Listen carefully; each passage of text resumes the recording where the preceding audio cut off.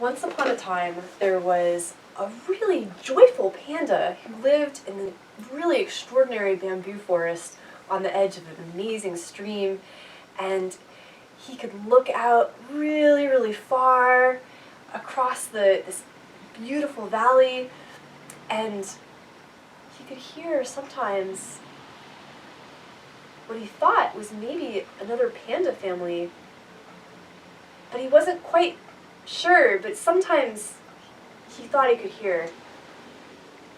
And he was always a little bit curious, and he really loves his family. He really loved his family. And then... Oh, and then... Sorry, I got a little stuck there.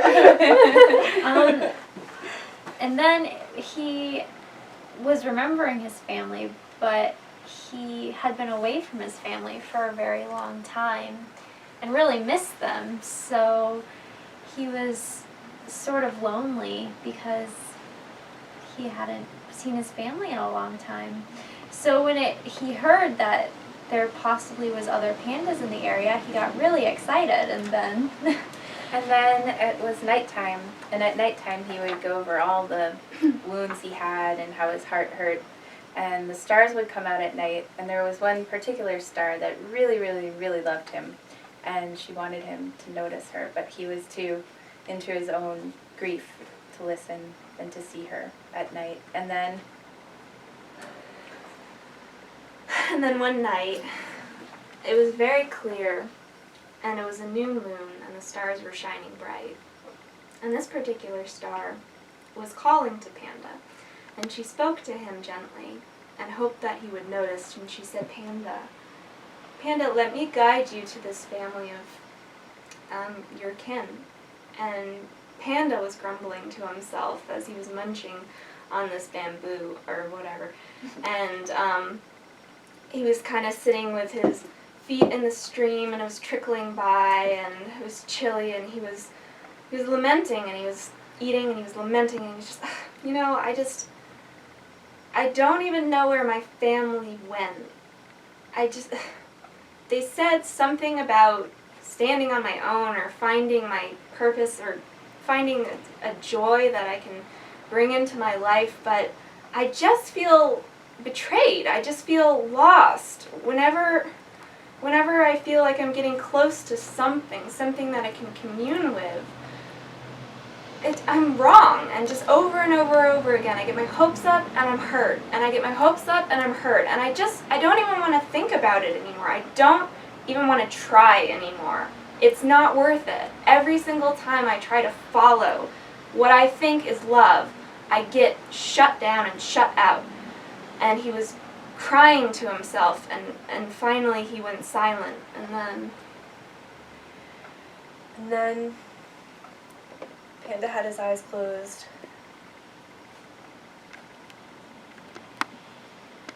And then it was almost like he felt this beam of light radiating into his heart.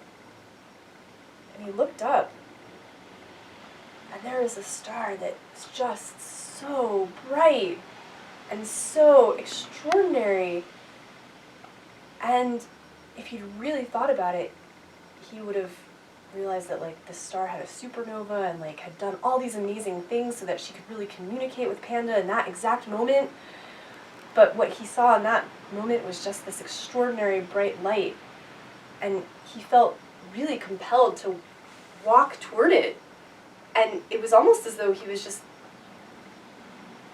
walking, being led. I mean, he wasn't even thinking. It was this moment of following that felt so right. And then? And then the star started speaking to him. It was almost like the star was speaking to his heart.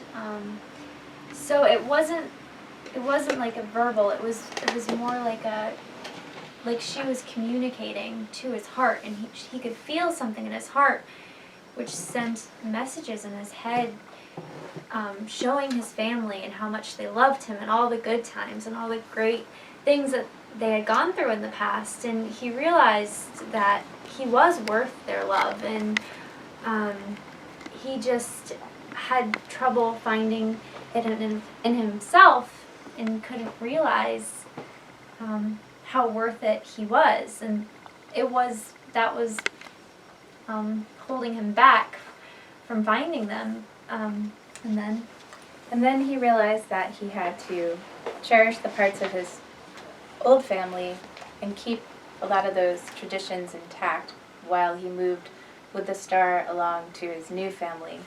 And he didn't realize that in his, he didn't intend to be selfish, but by looking so internally for so long, he didn't realize that he had been making his new family feel like they weren't worth anything to him.